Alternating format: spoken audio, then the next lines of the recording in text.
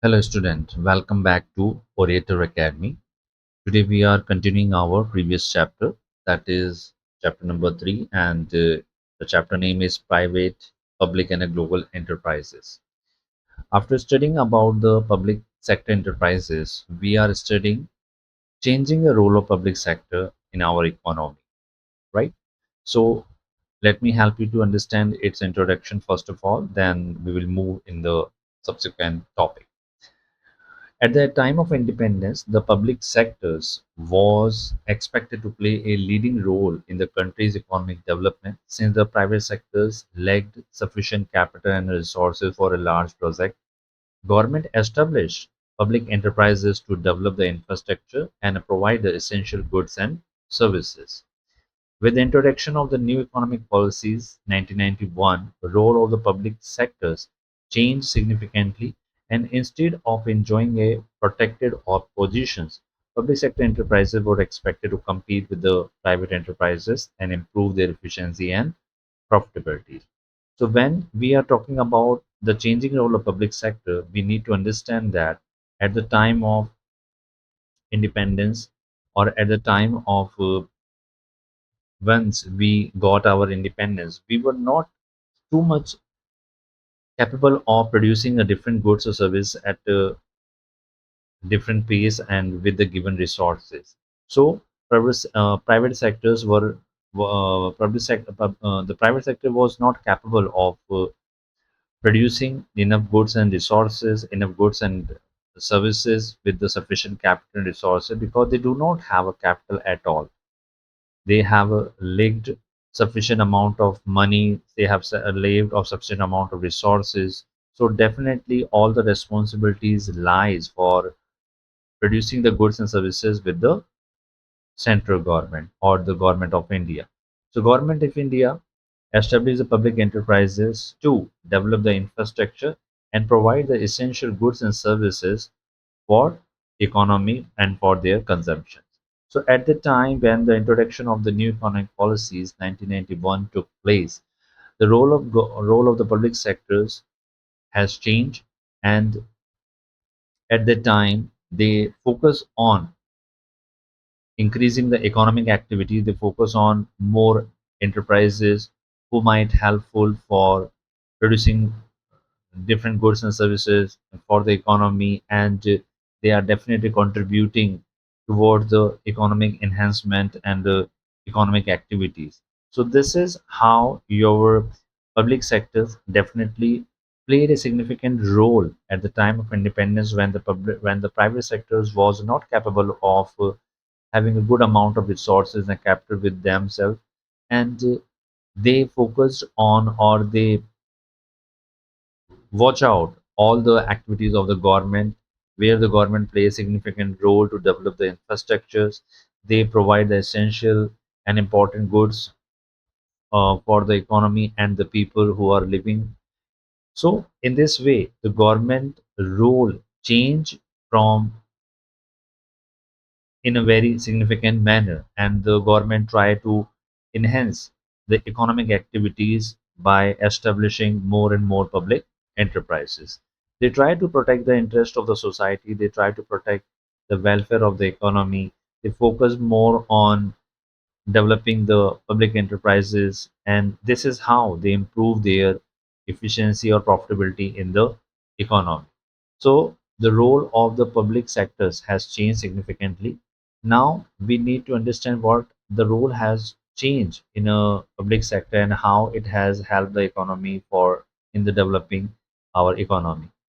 The first is your development of infrastructure. Infrastructure is a foundation of industrial economic development. Since private businesses were unwilling to invest in the project requiring a huge capital and money or a long gestation period, so the government took the responsibility of developing the infrastructure because it was not in the and it was not the case of the private sector who can build the infrastructure or who are willing to build the infrastructure in the economy at that time. They were totally devoid of a capital and resource in their hand.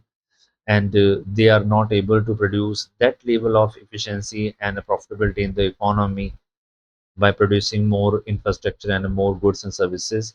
So this responsibilities was taken by the government of India, and the government of India developed the infrastructure for the economic and for industrial base.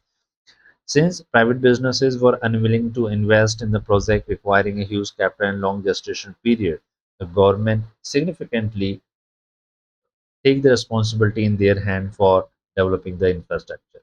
So this is how the public sectors play a significant role in developing the infrastructure, and what area they progress, what area they made investment.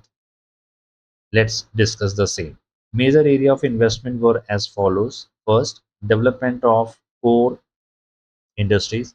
Public enterprises established the industrial industries requiring the heavy investment, advanced technologies, and a large-scale organizations. For example, steel plants, power generations, railways, petroleum, coal, civil aviation, and state trading. So these are the examples that are the prime importance from the government point of view. And the government try to build the infrastructure. They try to invest in these kind of infrastructure technologies and large scale organizations so that they can produce the steel plant power generations activities. They can develop the tracks in all over the economy. They can develop the petroleum and related goods. They can invest in a coal and mining activities. They can invest in a civil aviation and airplane building and their ATC control infrastructures. And at last, they focus on state trading. So, in this way, they focus more on core industries and their development.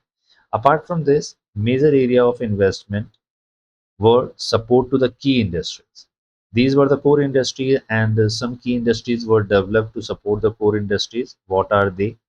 Government invested in industries where the private in participation was inadequate, right? In the same conditions, private peoples or private companies or industries are were not capable of providing the infrastructure or to support the government in their major aspects or major activities. Private in participation what was a bare minimum amount that they can invest, that they could invest in the economy, but government invested in industries where private participations was also impossible. They focused on fertilizer, pharmaceuticals, petrochemicals, newsprints, and a medium and a heavy engineering. So, government of India or the government focused core activities and also the supportive activities where private investments could not bring more capital and the resources in meanwhile. So, in both the cases, in both the core and the supportive areas, government play a significant role. Third one or C is the direction for a future investment. Public sector investment also increase growth in a sector like hotels, project management, consultancy services, textile industries, and automobile industries. So these are the three major area where the government made a significant investment, even though private sectors were not able to bring the capital and the resources for infrastructure or for investment. So government plays a significant or important role in analyzing the economic activities, and they try to contribute in a society and their welfare. So in this way, they not only develop the infrastructure but also provide more and more goods and services for consumption. They try to enhance the core activities, supporting activities, and they also direct their investment in the future activities, which lies in the hotels, project management, consultancy, textile, and many other automobile industries. So, in this way, the government plays a significant role to develop the infrastructure. Next is a regional balances. One of the important objectives of the public sector is to promote balanced regional development. Before the independence, industries were mainly concentrated around the port cities and developed regions. To reduce the regional inequalities, the government established public enterprise in the backward areas. So, if we want to upgrade the regional disparities, or if we want to reduce the regional inequalities, definitely government pave the way for investment. They definitely build the enterprises. They definitely establish the public enterprises in the backward area where they can provide more, where they can develop the more industries will able to provide a more employment. They can develop the other auxiliary or ancillary industries along with the main industries. So in this way they definitely reduce the regional disparities. So in order to reduce the regional inequality and disparities, government definitely contribute for public sector enterprises or establish the public sector enterprises in the backward area where employment opportunities were very less, industry growth were very less, and there is a no sign of the ancillary industries without the government support. So in this way, the government clear the regional inequalities and they develop the backward areas by developing the enterprises, by developing the infrastructure. They try to increase the employment in the economy. They boost the industrial growth, and they focus more on ancillary industries in a very subsequent manner. So in this way, they are definitely helping in managing the regional balance in the backward area. Third one, or role of the government in the third rank, that comes with the economies of scale. Large industries require substantial investment and large-scale production. To reduce the cost per unit, the government established large public sector enterprises because only it possesses the financial capacity to undertake such projects. Economy scales represent that in which the government establishing the more and more public sector enterprises and producing more and more goods and services on a large scale. So once the government increase the production of a certain goods and services, definitely its cost will decrease, and they are producing on a large scale, and this we consider as a economies of scale. Economies of scales refers to you in which you will definitely producing more goods with the less cost possible. So large industries require substantial investment and the large scale production to reduce the cost per unit. So government established large public sector enterprises, and because only it possesses the financial capacity to undertake such project, because again our private sectors were not able to bring more capital and more resource in a such a manner they can develop or they can establish the big industries in a particular areas. They were not able to generate the economies of scale. They are not producing goods and services on a large scale so that the cost could reduce. And this is how your government play a significant role in providing more and more economy skills in the economy. Examples include electricity generation, petroleum, natural gases, and the your telecommunications. Next, we are focusing on check on the concentration of economic power. If only a few private companies dominate the economies, wealth and economic power become the concentrated in the limited hands. So, government wants to play a significant role to develop the welfare, to increase the welfare in the economy, to develop the goods and services in the economy, to develop the economy in a that is based on the economy of scale. So government try to reduce the concentration of economic power in the public hands. They do not want the economy should go in the hands of the only some of the few private sector enterprises, or few people who are working in the public sector. They want to bring the social welfare in the economy. They want to develop or build the public sector enterprises so that the peoples can work in these public sector enterprises. They can produce goods and services for the economy, and apart from their core and supportive and their auxiliary activities, they can contribute to the economy in a significant manner. So in this way, In this way, the government control the concentration of economic power in public sector enterprises or in the hands of few private individuals. So, in that case, if the public sector enterprise is focusing on developing the economic power in the countries, the public sector enterprises definitely help the prevent monopolistic practices by establishing the large industries, promoting the fair competition, reducing the income inequalities, and ensuring the wider distribution of economic benefits. Public sector definitely focus on the social benefit. That's why they will try to prevent the monopolistic practices in which the public or in which the private sector only focus on earning the profit without giving any kind of social benefit.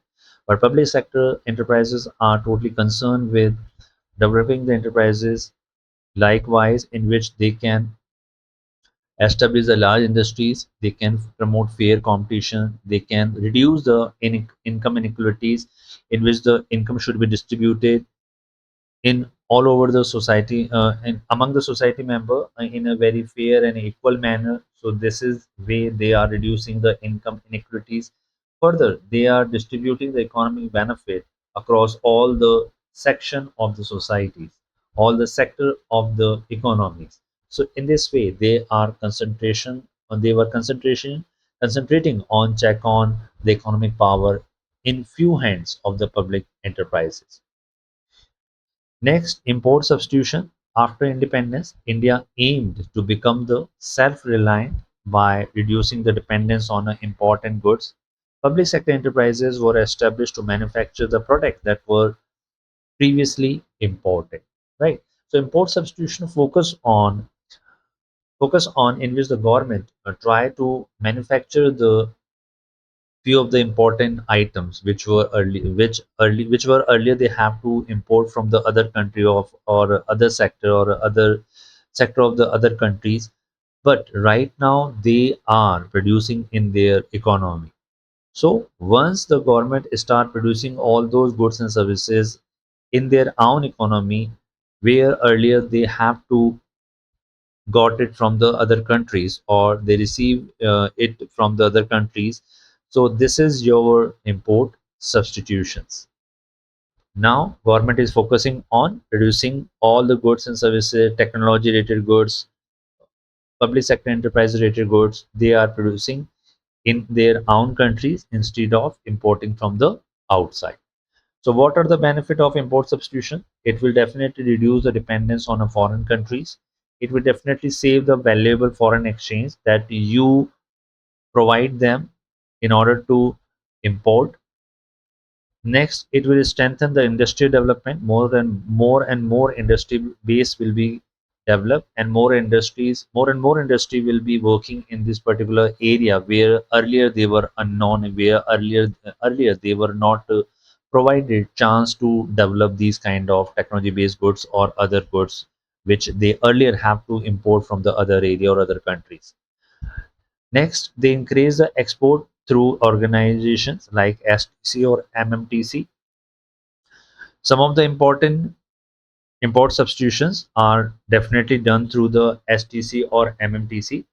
MMTC or STC is the particular organization which help you to conduct your export or import, or sometimes they will help you to send your goods from one country to another. Sometimes you can import from the other countries. So in this way, you are focusing your import substitutions. Apart from this,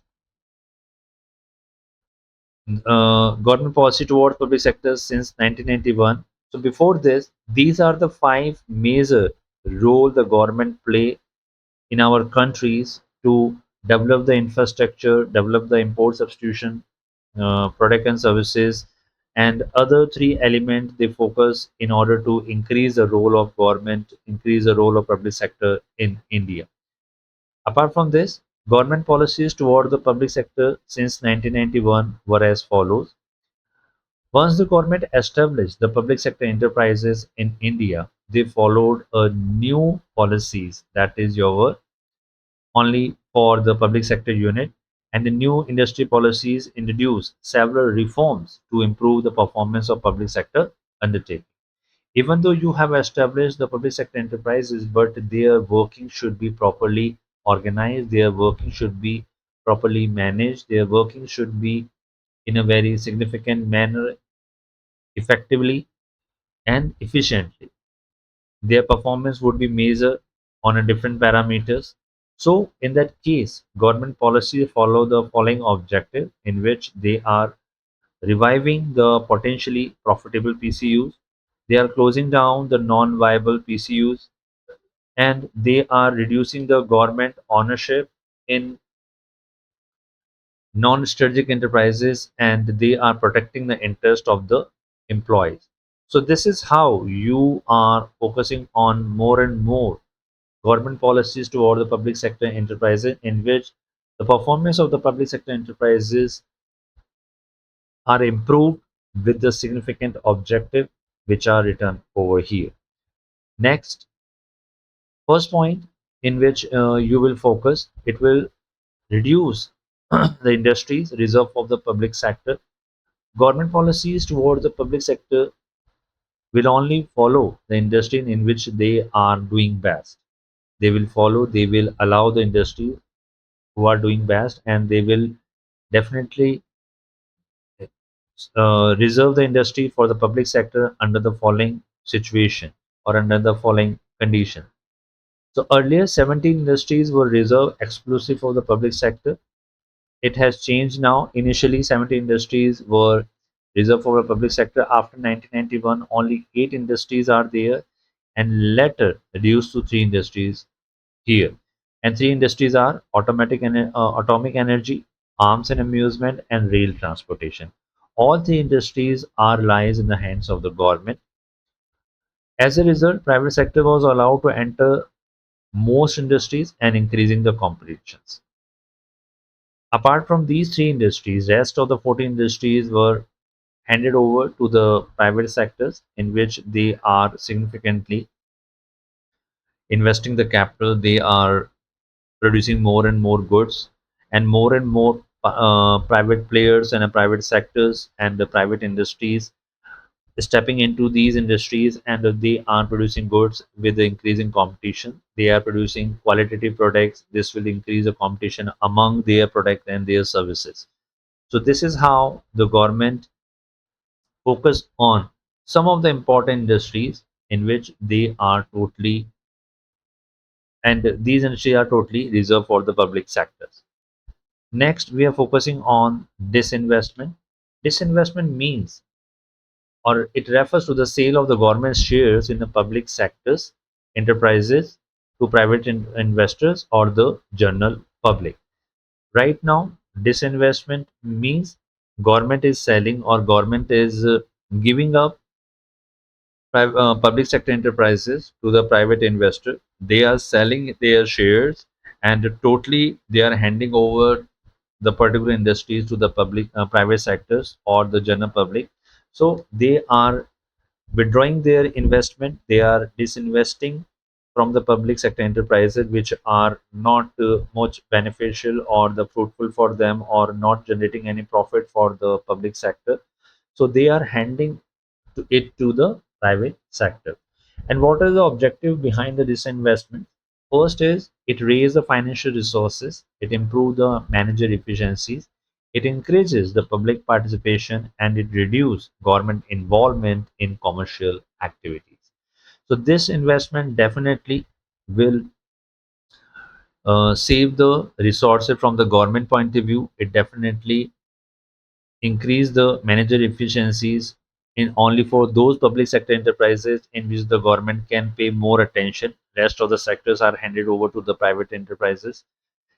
Third one, it increases the public participation in which the government not only focusing on the private sector, they are allowing the public to buy the shares in the public sector enterprises which they have handed over to the private sectors.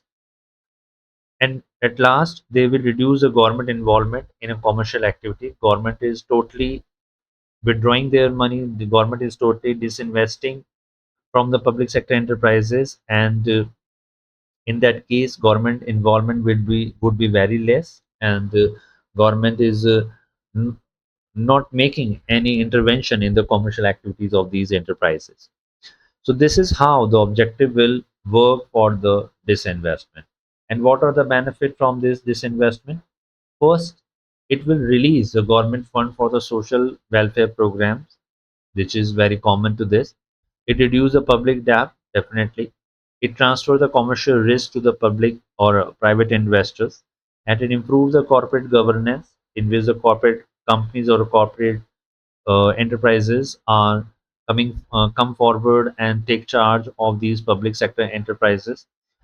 In that case, they will try to improve the efficiency and administration of these public sector enterprises, which were earlier not very sound and very genuine in their performance. Next, it provides the consumer with a better quality product and services through the increased competition. Earlier, the government have these kind of public sector enterprises, and their production or their quality of the product were not so good and so advanced. But after disinvesting from these public sector enterprises and handed over to the private sector, private sectors now are producing more qualitative goods and services, and these goods and services are provided to the consumer. In that case, more and more private sectors taking part in production of these products and services, and definitely they are having a more brand opportunities, more brand awareness through their product, and more consumers are definitely buying these goods and services from the private enterprises. So in that case, government have saved their fund, government have reduced their public debt, they have shifted their commercial risk to the private sectors. Government have increased the corporate governance by inviting the corporate sectors, and ultimately, by handing over to the private investor or the private sectors, quality of product and services has been increased by stiff competitions. So this is for all about the disinvestment and its objective and the benefit. Next, C point, that is the policies regarding the sick public sector unit.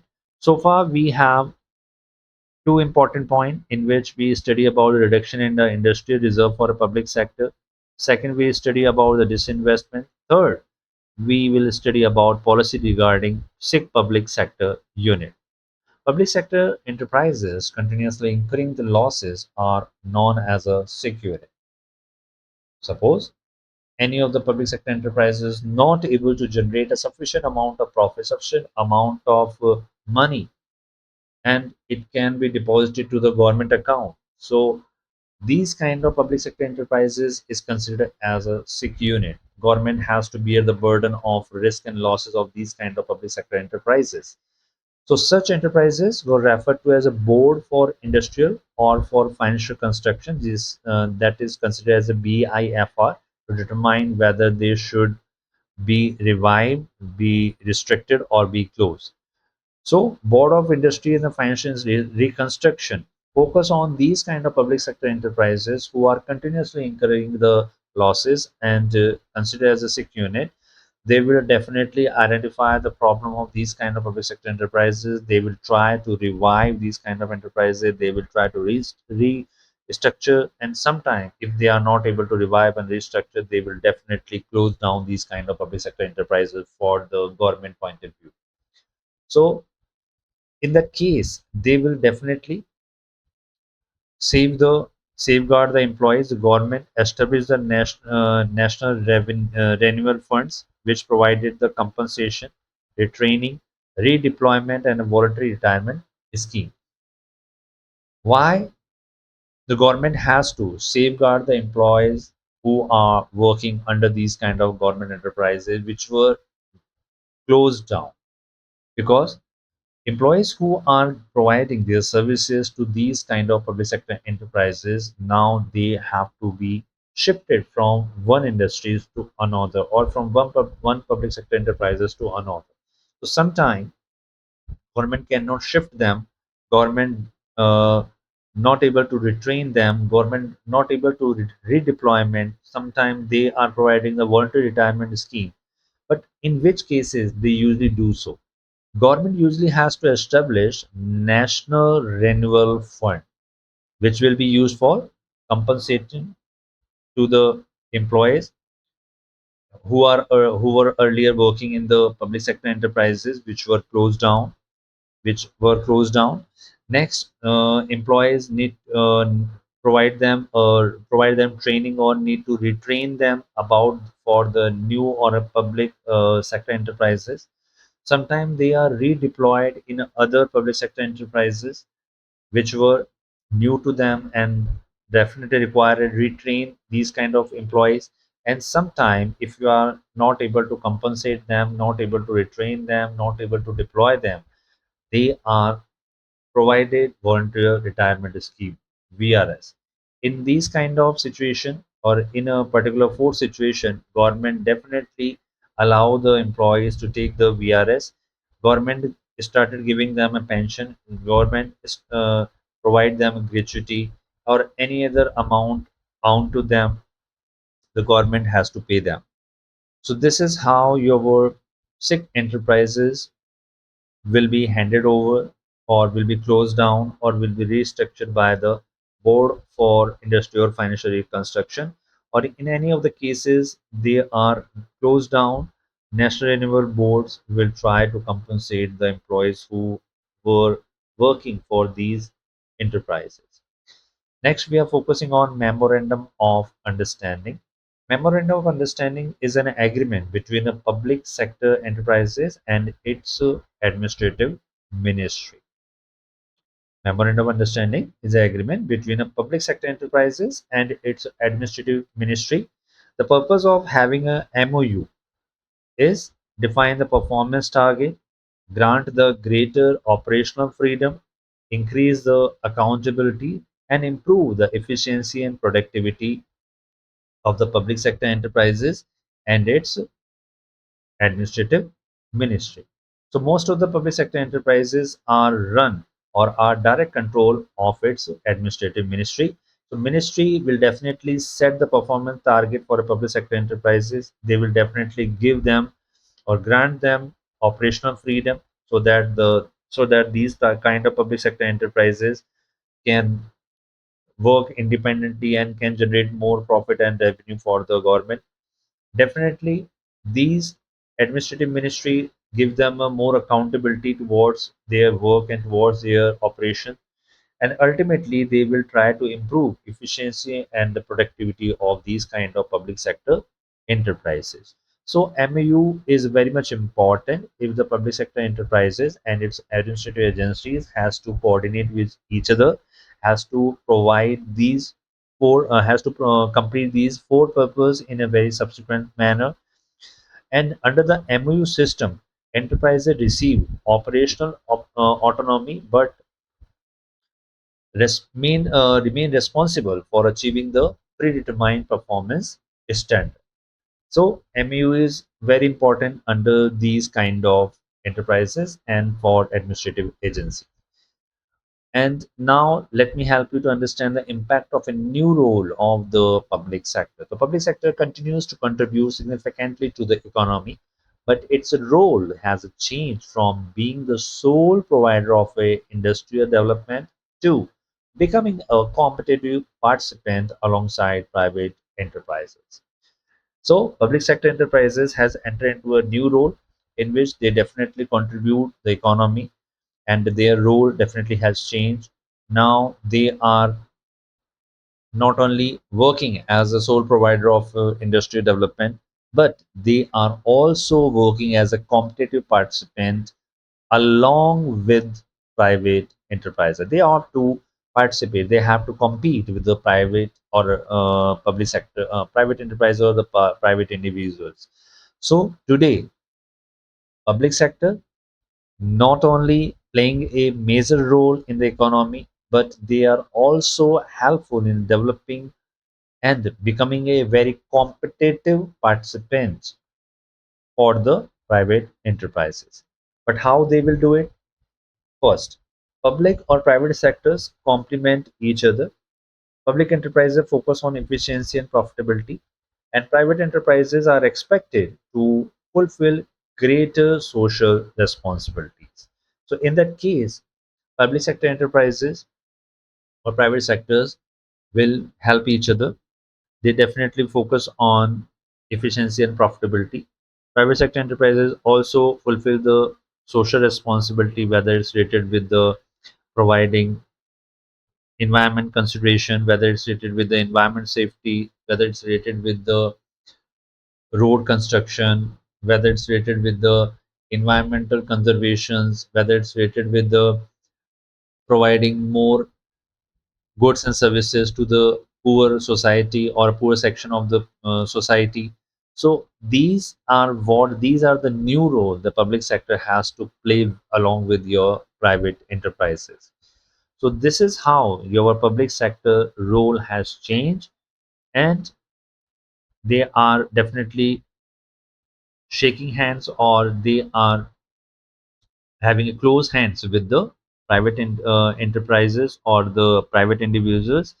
They try to definitely increase the efficiency of the economy. They try to increase the benefit for a poor section of the societies. So in that case, public sector and private sectors join together to provide more and more benefit to the society. Next, we are focusing on global enterprises. After studying the public, private, we are focusing on the global enterprises. What are the global enterprises? Let me help you to understand. Global enterprises are also known as multinational corporations, that you known as MNCs, are large business organizations that conduct business activities in a more than one countries. These companies establish their production, marketing, and service network across the world. They possess vast financial resources, advanced technologies, and strong marketing capabilities that enable them to operate on an international level or international scales.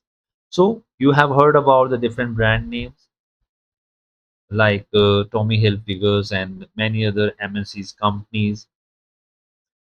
These MNCs definitely working in India and the rest part of the world. These MNCs are having their own production unit, marketing, and the service network. They are definitely using their financial resources on an optimum basis. They are definitely focusing on advanced technologies. They are marketing with strong network, and they that enable them to operate on an international level and generate more profit and revenue. So these are the global enterprises. And what are the feature of these global enterprises? Let me help you.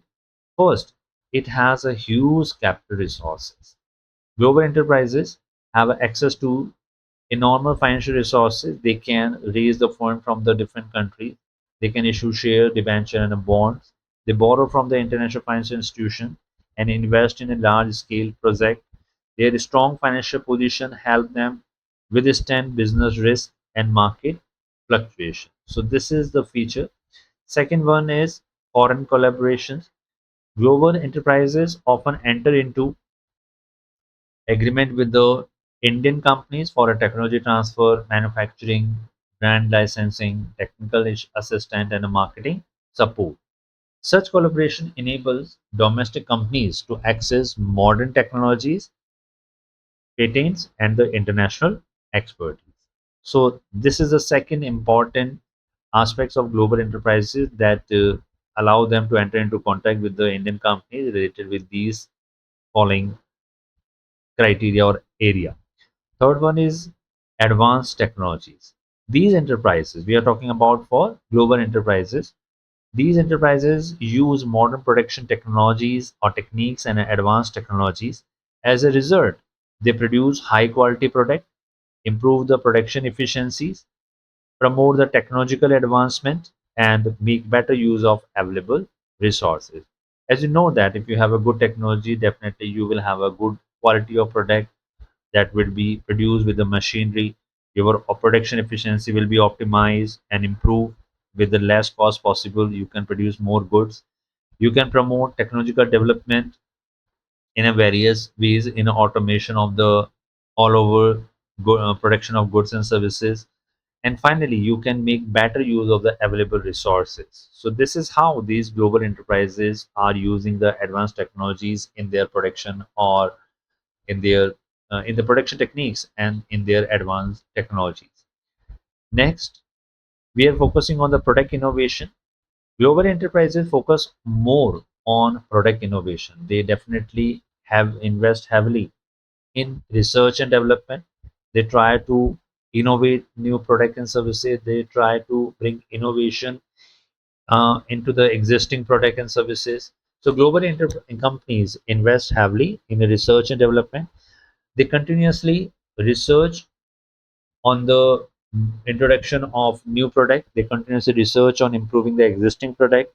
They research on meeting the changing customer needs, and finally they meet the competitive advantage. So this is how your product innovation will work for the global enterprises. Fifth one is your strong marketing strategies. These global enterprises adopt the highly effective marketing techniques that will include or that will enhance their brand image. They will do the extensive advertising for their product and services. They definitely follow the or control the efficient distribution network in which they are able to distribute their goods and service at the particular location or the places where the customers can purchase or buy their goods at a particular store or outlet. After this, they are having a reliable market information about their product, about their services, and in which season their product and services will be in more in demand and more having a more demanding situation. So these strong marketing strategies will help the global enterprises to work more in these particular marketing area. So these factors definitely help them increase the sales across the different countries. Apart from this, they have expansion of market territories. Unlike domestic companies, global enterprises operate in several countries through the branches, subsidiaries, and affiliates. Definitely, these kind of global sector enterprises or global enterprises, they have a different branches in all across the globe. They definitely having or working through the subsidiaries or companies. They definitely have a more and more affiliates who will sell their product for the commission. So these international presence enable them to reach a much larger customer base. So these expansion of the market territories with the help of the global enterprises will help the global enterprises to mark their presence in a different countries and a different area. And finally, we are focusing on the centralized control. Although global enterprises operate worldwide, major policy decisions are taken at the head office located in the home countries. Daily operations are generally managed by the local branches, while overall strategic control remain with the parent company. These kind of global enterprises are totally controlled or totally managed by a head office which lies in the home countries. Their daily operations are reported through the local branches, and overall strategic control remains with the parent companies who will instruct them, who will provide strategies how these local branches can work in their local area. So all over working or the strategies formulation lies with the head office that lies in the home countries, and their daily operation are managed and supervised by the local branches. They directly report to their parent company or their home country where the head office of these kind of global enterprises situated. So this is how your global enterprises are working in India and other part of the world. So far, we have understood the global enterprises, role of the public sector enterprises. In the next video, we will focus on our joint venture. So till then, we have shared with I have shared with you this kind of important notes that you can understand pretty well. And if you have found this video fruitful or great, then you can like, subscribe, and share with your friends, your colleagues. Until then, take care and have a nice day. Thank you.